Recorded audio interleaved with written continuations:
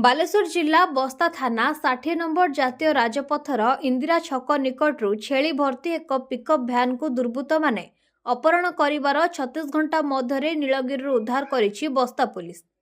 सूचना अनुसार पश्चिमबंग अंचलर शेख अब्दुल कलाम आजाद एक पिकअप भ्यान रे 114टी छेली नहीं मयूरभंजर पायलट छक दे अमरदा निकट राजपथरे भद्रक जाउथुवा बेले इंदिरा छक निकटरे एक नंबर विहीन बोलेरो गाड़ी रे 5 जन दुर्बृत्त गाड़ी को अटक करी ड्राइवर सह अन्य 2 जन को बुजारी रे आक्रमण करथिले।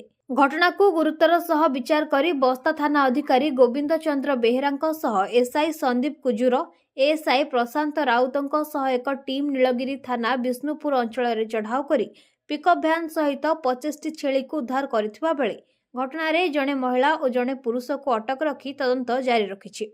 तेबे उद्धार होइथिबा 25टी छेली को आज मालिक को हस्तांतर करा जायछि एवं खूब शीघ्र समस्त छेली सहित आसामी माननकु गिरफ्त कराजिबो बोली सूचना दैछन्ति आईआईसी। बालेश्वरରୁ भरत कुमार दास का रिपोर्ट। दृश्य मीडिया।